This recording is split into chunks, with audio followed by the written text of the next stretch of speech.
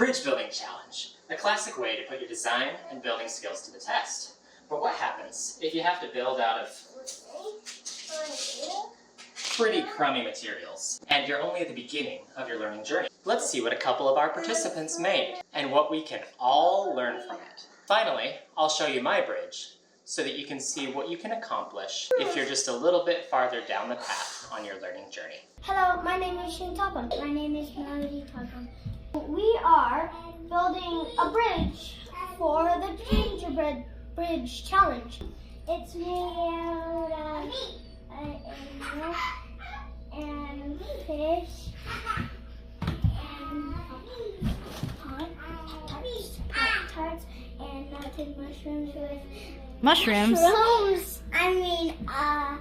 marshmallows with dinosaur bites and green frosting and some rice cake and some lasagna noodles, it looks like. Lasagna noodles. We are going to put it right here. And we are going to put some water bottles on top of it and see how much it can hold. how much do you think it's gonna hold? I think it's gonna hold 0 or 1 because Okay. we put so much that it's too heavy and it's gonna just break me. It might, yep. What do you think, Mel? How many water bottles?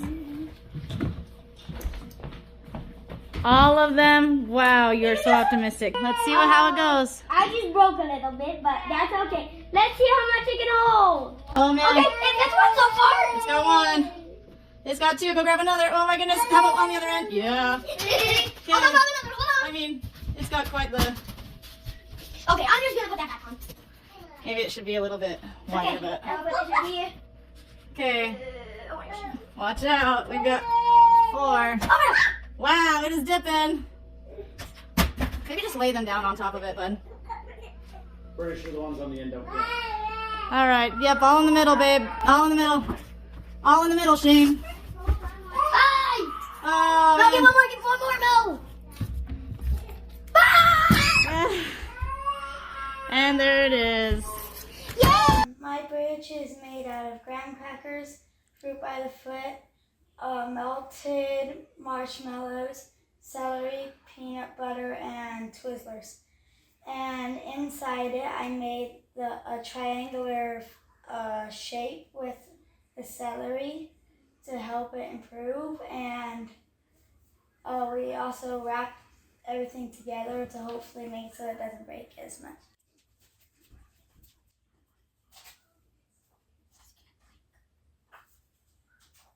Two.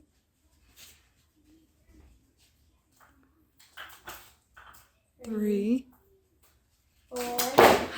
4 it is. 4. Thank you so much for all you kids who participated in this challenge. One of the reasons I want to do these challenges is because I believe that the first step to learning is just trying.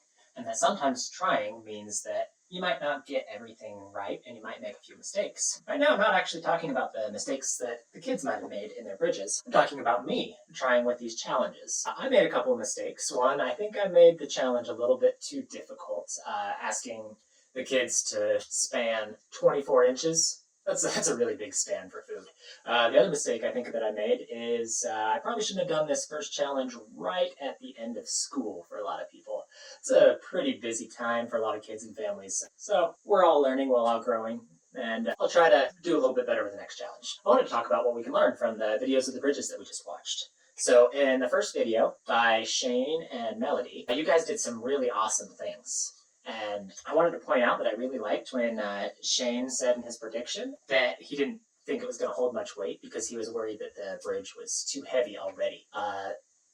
Shane, that's awesome. That's something totally to consider when you're building, is how heavy are the materials that you're using. I think you guys did use a couple of really great materials. So you said that you used rice cakes. That's awesome. I wouldn't have thought of rice cakes, but rice cakes are awesome because they have quite a lot of strength and stiffness and volume for only a little bit of weight. They're a lot like the foam of the food world, and foam can be really good for a lot of building applications.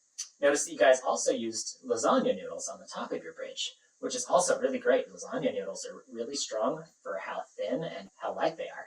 They're a lot like these little pieces of wood. And like these little pieces of wood, they're kind of small, which meant that you had to use a whole row of them to get the whole length of the bridge. Where I think that you guys could have maybe improved a little bit is it looked like you maybe only used one layer of lasagna noodles.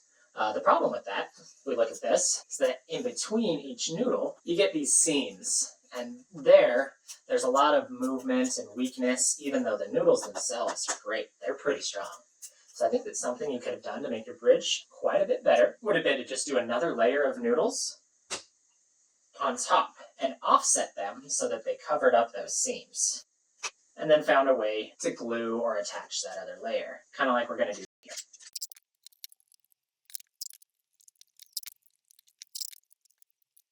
So now we see by adding one more layer and making it so that the seams are offset so that a seam lines up with the nice strong middle part of the other layer. Now, this thing is pretty strong. It could definitely hold a lot more weight than what it would have been able to take before. So John, I also loved your use of materials, especially using celery. That's brilliant. Celery is long and nice and stiff and strong. It's a lot like wood. It basically is the wood of food. I also love that you used fruit by the foot, basically as like tape or wrap to lash things together, and that you use licorice strands like rope. Those are all really smart uses of food items. I think it's great that you used the celery to create a triangular truss. I imagine you've probably seen a lot of trusses shaped kind of like this that are used in all sorts of structures like bridges and buildings and all sorts of things. I think it's really great that you made this observation and took that and applied that to what you were building and creating. Where I think you could have improved a little bit is it looked like you used your truss like this on its side. You could have gotten a lot more strength out of it if you had stood it up on its end. Just to show you real quick. So here we have it on its side. See, it bends pretty easy, but if we take it and stand it up like this, now we see, there it bends because I broke that joint. But now we see that it can take a lot more weight and it's a lot stronger. Now, I know this is going to be a little bit above your grade level, but John, I think you're a smart kid and that you can probably handle it. So I'd like to show you why it is that it's so much stronger standing up than laying down, so that you can use that and apply that knowledge to future things that you build or create. So to show this, I'm going to put this piece of glass here. I want to use it as a whiteboard, a see-through one, so that you guys can see me and see what I'm writing at the same time. So when we're talking about the strength of certain shapes, there's a property called moment of inertia, which is basically how much that shape can resist bending. So if we take a really simple shape, a rectangle. Let's say we have a rectangular beam. So we have a rectangle, and then this is in 3D, so it's a long beam thing. And we have a rectangle like this. So when we're talking about the strength of shapes, the direction that it needs to be strong in is pretty important. So we might be wondering, does it need to be strong from a force coming at the end of the beam? Or maybe one coming from the side? Or maybe one coming from the top? These are things to consider because not all shapes are strong in all directions. So since we're looking at the bridge, we know that our force, the weight of the water bottles, is coming down from the top. So we're going to look at the downward force. There aren't really forces going on in these other directions. So for this shape of a rectangle, there's actually a formula for how strong that rectangle is going to be at resisting a downward force. So this formula, it's going to be a little bit above your head, but then I'll kind of break it down and explain why it matters. But this formula is for the moment of inertia of this beam in this direction. So the formula is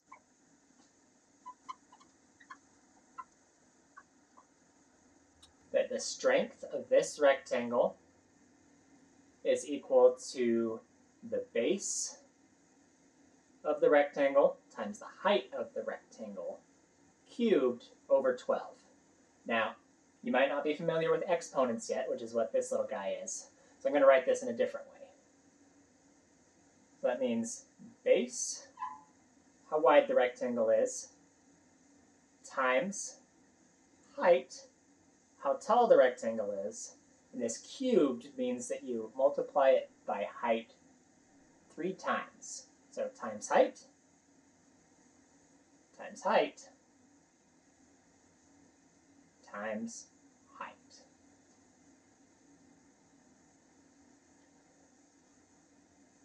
Over 12.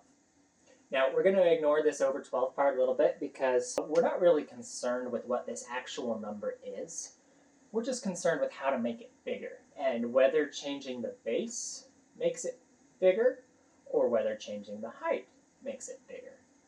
So the answer is they actually both do. I'm going to write that just in terms of how an input affects our output. So we're just going to write this really simply and say if base gets bigger, then our strength also gets bigger. But because there's, in this formula, there's only one of these and one of these, they get bigger at the same rate. But now, let's look at H, where there's 3 of them. So if H gets bigger, then I gets bigger, bigger, bigger. Or, if we were to use actual numbers, if B gets twice as big, I gets twice as big. But if H gets twice as big, then I gets 2 times 2 times 2 times as big, which in this case would be 8 times as big. So you can make this beam basically 8 times stronger if you just make it twice as tall. But if you make it twice as wide, you only make it twice as strong. Basically, the height matters a lot more than the width. Now what does this have to do with trusses? Well, if we grab our truss again, if we combine all of these sticks this way, then they aren't really doing much to increase our height. But if we turn it like this, then it's like taking this and making it super tall. And we just have these in the middle to help make it taller without having to use all of the material and all of the weight of having this whole thing be filled in completely solid in the middle. That makes it so that we can have that strength of a really tall beam, but we don't have to have all that material and that cost and that weight because we're not using that much. So you get something that's really strong, but it's cheap and light and cost effective, which is why you see a lot of trusses in construction. But you don't see them like this, laying down.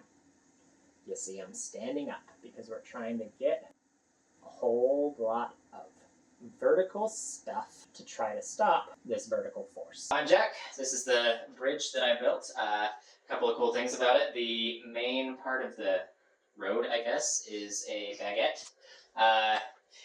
It's about 21 inches long, so that got me most of the length, and then I kind of had to add some graham crackers at the end. And then the sides are also made of graham crackers with chocolate reinforced with licorice rope.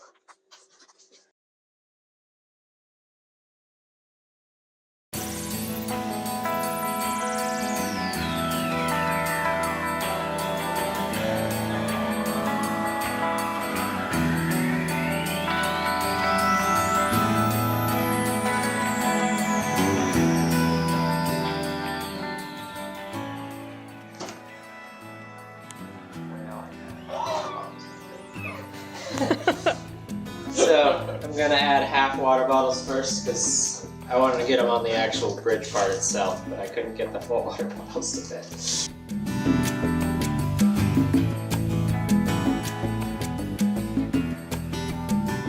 How many do you think we're gonna get on it before it cracks? 3. I think we can probably. Do you know the volume of those bottles? 16.9 fluid ounces, or 500 milliliters. Even with being compressed, really? Well, sorry, the amount of water in there is about half of that. Great. Yeah, now it's bungee cord time.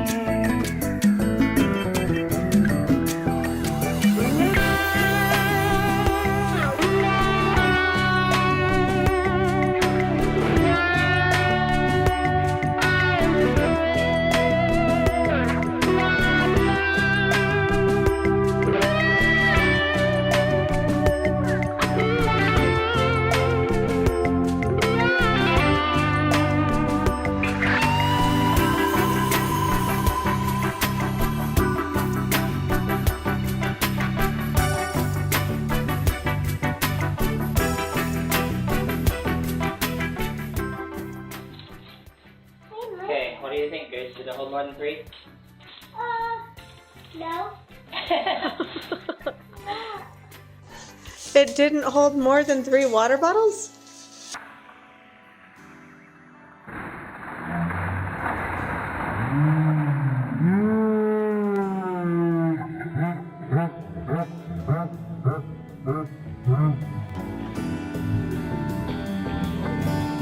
Alright. How's all that? -1.